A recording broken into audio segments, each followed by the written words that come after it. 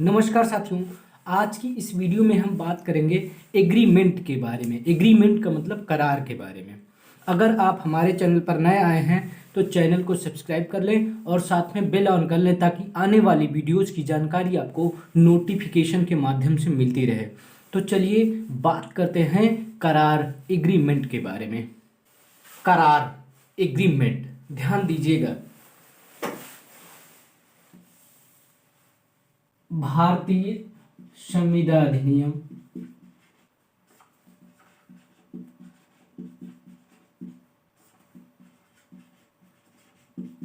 भारतीय संविदा अधिनियम 1872 की धारा 2E में करार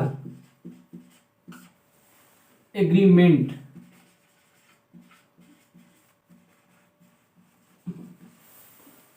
को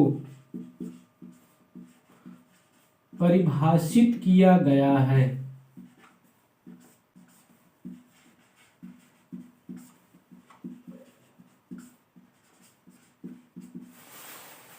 भारतीय संविदा अधिनियम 1872 की धारा 2E में करार एग्रीमेंट को परिभाषित किया गया है।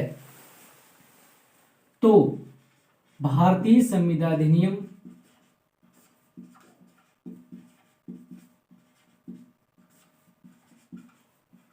अधिनियम 1872 की धारा 2E के अनुसार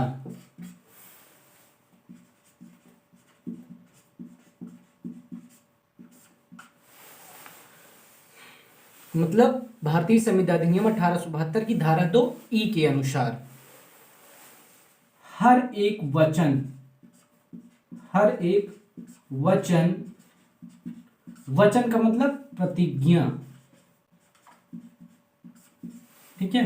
तो हर एक वचन और ऐसे वचनों का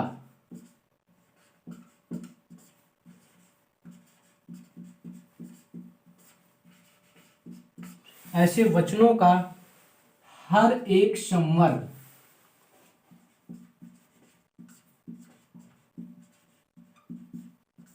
जो एक दूसरे के लिए प्रतिफल हो, जो एक दूसरे के लिए प्रतिफल हो,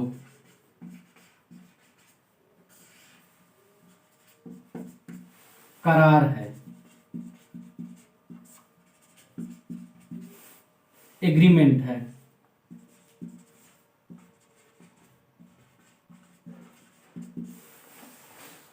ठीक है। तो मतलब हर एक वचन, वचन का मतलब प्रतिज्ञा, वचन से तात्पर्य कि स्वीकृत प्रस्ताव या स्वीकृत प्रस्थापना से है। ठीक है। तो हर एक वचन और ऐसे वचनों का हर एक संवर्ग जो एक दूसरे के लिए प्रतिफल हो, एग्रीमेंट करार है। ठीक है। क्या है? करार एग्रीमेंट है।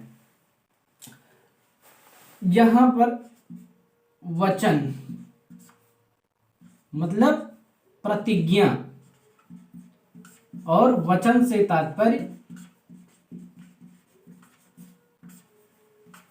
स्वीकृत प्रस्थापना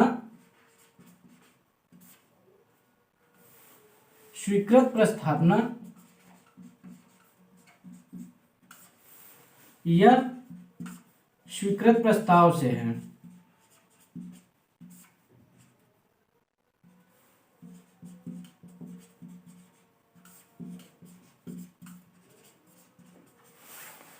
ठीक है। तो वचन प्रतिज्ञा से तात्पर्य स्वीकृत प्रस्ताव, प्रस्थापना या स्वीकृत प्रस्ताव से है। ठीक है। भारतीय संविदा अधिनियम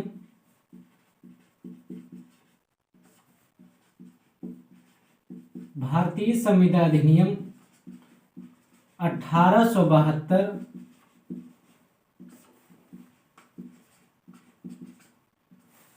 की धारा 2 एच के अनुसार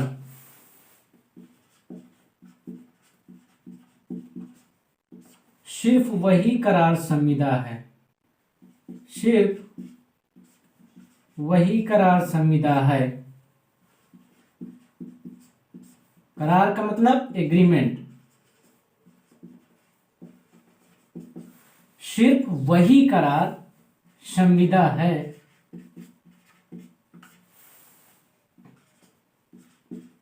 जो विधि द्वारा प्रवर्तनीय है।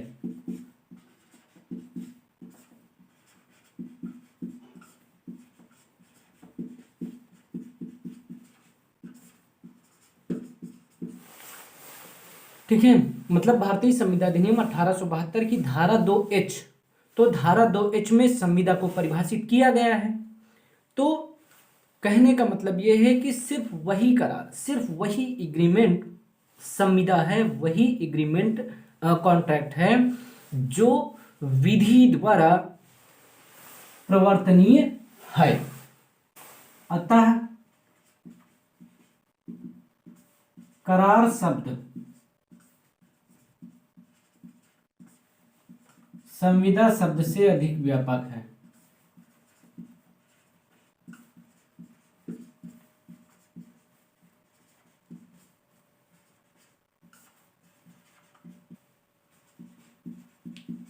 करार की संरचना के आवश्यक तत्व निम्न हैं।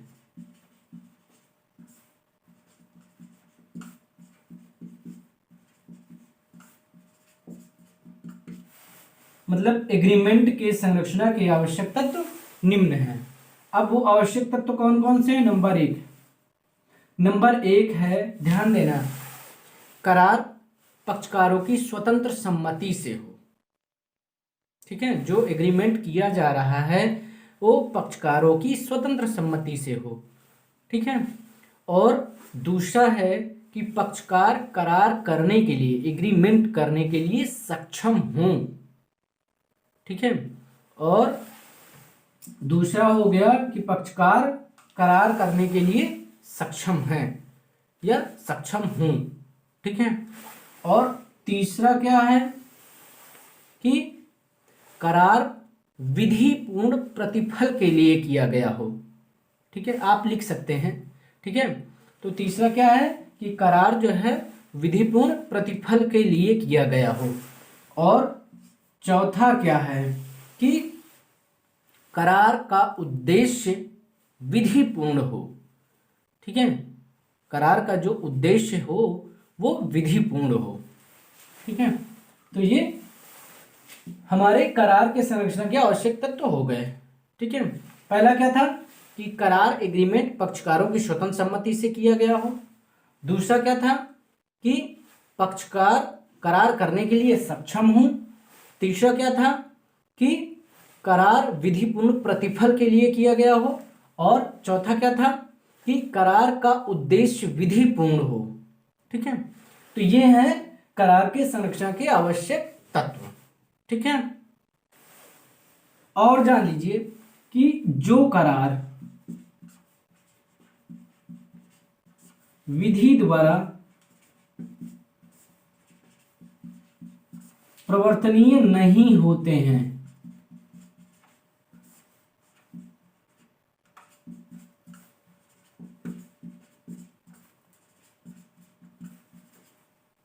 उन्हें शून्य करार कहते हैं।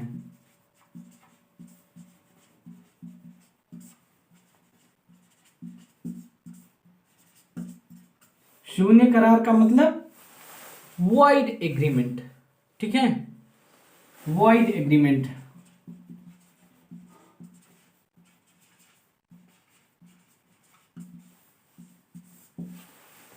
ठीक है, तो मतलब जो करार, जो एग्रीमेंट जो है विधि द्वारा प्रवर्तनीय नहीं होते हैं उन्हें शून्य करार, वॉइड एग्रीमेंट कहते हैं।